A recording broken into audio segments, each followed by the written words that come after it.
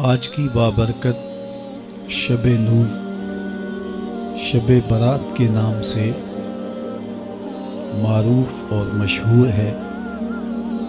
اس بابرکت شب کے دامن میں اتنی برکتیں اور اتنی رحمتیں ہیں کہ اللہ جل شانہ گناہ گاروں کو جہنم کی آگ سے آزاد فرما دیتا ہے۔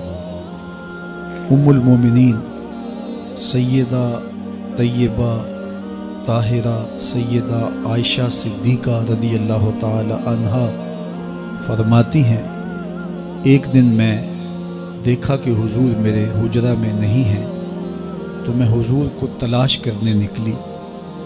جنت البقیع میں آسمان کی طرف سر اٹھائے حضور اللہ سے التجائیں کر رہے تھے۔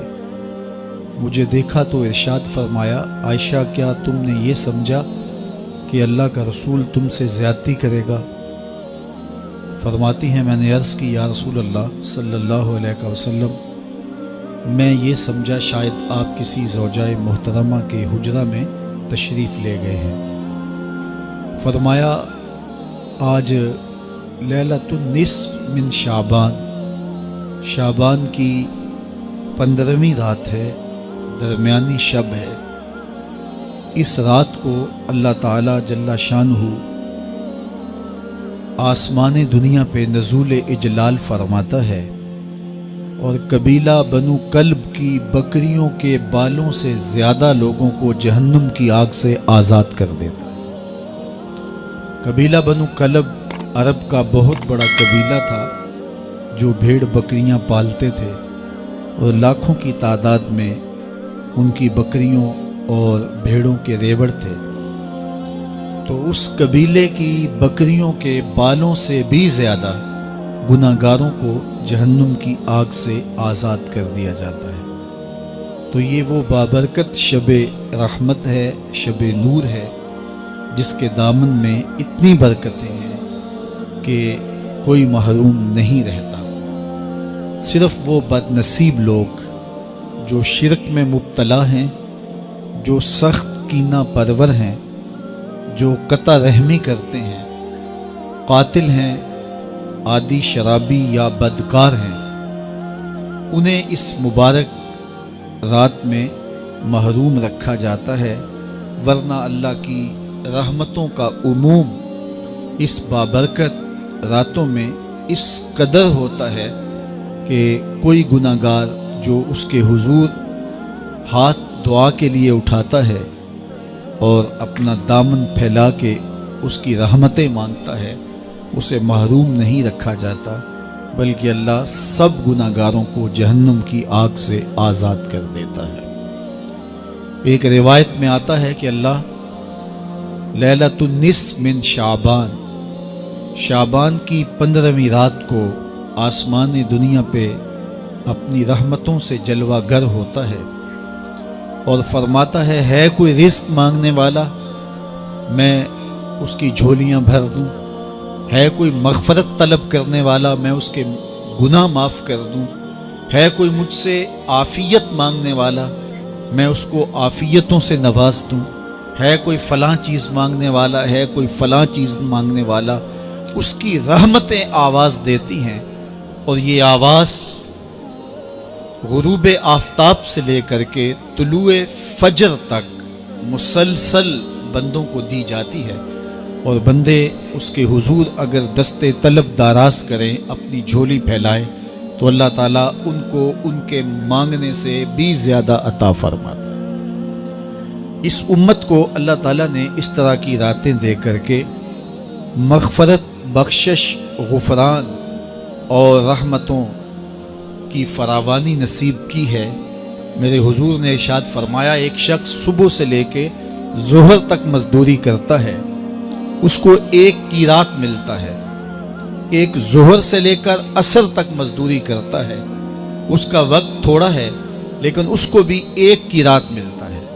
اور تیسرا شخص عصر سے لے کر مغرب تک مزدوری کرتا ہے، اس کو 2 قیراط ملتے ہیں، جبکہ اس کا وقت دونوں سے کم ہے۔ فرمایا پہلی مثال یہود کی ہے، دوسری مثال نصارہ کی ہے، اور تیسری مثال میری امت کی ہے کہ اس کو تھوڑے عمل پر زیادہ ثواب دیا جاتا ہے۔ تو یہود اور نصارہ نے اس پہ برا منایا تو حضور علیہ السلام نے فرمایا کہ اللہ نے ان کے اجر میں تو کمی نہیں کی، لیکن مسلمانوں کو زیادہ اجر دے دیا، تو یہ اس کی کرم نوازی ہے۔ تو یہ تھوڑے وقت کی عبادتیں اور چند راتوں کی بیداری اور مخصوص اوقات میں اللہ کے حضور عبادت و ریاضت ایک گناہگار کو کہاں سے کہاں تک پہنچا دیتی ہے، اس کے گناہوں کی معافی کا ذریعہ بھی بنتی ہے اور درجات کی بلندی کا سبب بھی۔ دیکھیے لیلۃ القدر ایک رات 1000 مہینے کی عبادتوں سے بہتر قرار پاتی ہے۔ اسی طرح دیگر مواقع ہیں کہ اللہ تعالیٰ اس امت کے لیے رکھے ہیں، رحمت رب بہانہ می طلب، اور یوں بھی پڑھا گیا رحمت رب بہانہ می طلب۔ اس کی رحمتیں قیمت نہیں مانگتی اور اس کی رحمتیں بہانہ تلاش کرتی ہیں، تو وہ اپنے بندوں کو بخشنے پہ آمادہ ہے اگر وہ اپنا دامن طلب پھیلائیں۔ قرآن مجید میں ایک مقام دیکھیے کتنا دل آویز ہے، فرمایا ما یفعل اللہ بعذابکم، اللہ تمہیں عذاب دے کے کیا کرے گا؟ اس کی یہ چاہت نہیں ہے کہ تمہیں عذاب میں مبتلا کرے، اس کی چاہت یہ ہے کہ تم اس کی چوکھٹ پہ آؤ، جھولی پھیلاؤ، اس سے خیرات و رحمت مانگو، اور وہ تمہارے ماضی کے سارے گناہ معاف کر کے، ساری غلطیاں معاف کر کے تمہیں اپنی رحمتوں سے مالا مال فرما دے۔ تو وہ بندوں کو بخشنے پہ، بندوں کی مغفرت کرنے پہ آمادہ ہے اور اس کی رحمتیں بہانے تلاش کرتی ہیں۔ اللہ اکبر۔ اور دوسری جانب اس کے بندے، اس کے مملوک، اس کی مخلوق، اور مخلوق کی گناہگار اور نیکوکار اس کی رحمتوں کے طالب ہوتے ہیں، بلکہ وہ گناہ کرنے کے بعد جب معافی مانگتے ہیں تو اللہ کو یہ معافی بہت پسند ہے۔ معافی مانگنا، اس کے حضور اپنے دامن کو پھیلانا، وہ اس کو بہت زیادہ محبوب ہے۔ انسان کی فطرت کے اندر گناہ رکھا گیا ہے۔ آگ، ہوا، مٹی، پانی، یہ ان 4 چیزوں کا مرکب ہے۔ اس کے جو عناصر ہیں اس میں کبھی اعتدال قائم نہیں رہتا اور اس سے گناہ سرزد ہو جاتے ہیں۔ گناہ کرنے کے بعد بندے کا اس گناہ پہ اصرار کرنا، اڑ جانا، ضد کرنا، توبہ نہ کرنا اللہ کو یہ پسند نہیں، لیکن اگر اس سے گناہ سرزد ہو جائے تو پھر وہ توبہ کر لے تو اللہ کو یہ بہت زیادہ پسند ہے۔ جو اس سے ہو سکے نیکی وہ اللہ کے حضور پیش کرے، لیکن اس کے اندر جو شر رکھی گئی ہے، اس کے اندر جو قوتیں گناہ کی رکھی گئی ہیں، اس سے اگر اس سے گناہ سرزد ہو جائے تو پھر وہ اللہ سے توبہ کرے، اللہ کی طرف رجوع کرے، تو اللہ اس کی توبہ کو نہ صرف قبول کرتا ہے بلکہ اس کے گناہوں کو معاف کرتا ہے اور گناہوں کو بدل کے نیکیوں میں تبدیل کر دیتا ہے۔ جب گناہ نیکیوں میں تبدیل ہو گئے تو جتنا بڑا گناہ گار تھا اتنا بڑا نیکوکار ہو گئے۔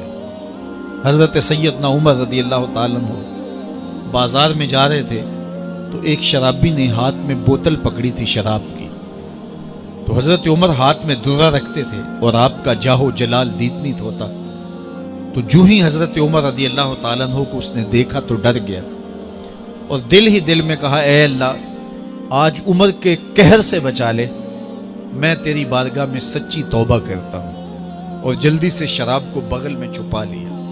اتنے میں حضرت عمر سر پہ پہنچ گئے اور گرج کر کڑک کے کہا کہ یہ تیری بغل میں کیا ہے؟ کیونکہ اس کو بوتل چھپاتے دیکھا تھا تو وہ ڈر گیا اور ڈرتے ڈرتے کہنے لگا حضرت یہ سرکہ ہے۔ اب تھی تو شراب، لیکن ڈرتے ہوئے بولا حضرت سرکہ ہے۔ تو حضرت عمر نے کہا نکال۔ جب نکالا تو شراب نہیں تھی، واقعی سرکہ بن چکا تھا۔ تو جب اللہ کے حضور کوئی توبہ کرتا ہے، اللہ اس کے گناہوں کو بدل کے نیکیوں میں تبدیل کر دیتا ہے۔ حدیث پاک میں آتا ہے کہ قیامت کے دن اللہ ایک شخص کو کہے گا کہ اپنا نامہ اعمال پڑھ، تو وہ نامہ اعمال پڑھنے لگ جائے گا، تو نامہ اعمال کے اندر چھوٹے گناہ بھی ہوں گے، بڑے گناہ بھی ہوں گے، تو اللہ سے حیا کرتے ہوئے، شرم کرتے ہوئے وہ بڑے بڑے گناہوں کو چھوڑتا جائے گا اور چھوٹے چھوٹے گناہوں کو پڑھتا رہے گا۔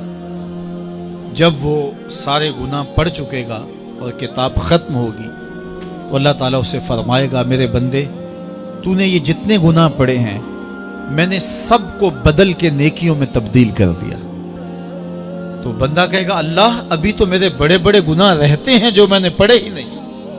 فَضَحِكَ النَّبِيُّ حَتَّى بَدَتْ أَنْيَابُهُ، حضور جب یہ بیان فرما رہے تھے تو حضور اتنا مسکرائے کہ صحابہ نے حضور کی داڑھیں دیکھ لی۔ تو پہلے وہ بڑے بڑے گناہ چھوڑے جا رہا تھا، لیکن جب اللہ فرمائے گا کہ میں تیرے گناہوں کو بدل کے نیکیوں میں تبدیل کر دیا، تو وہ کہے گا ابھی تو بڑے بڑے گناہ رہتے جو میں نے ابھی پڑھے ہی نہیں۔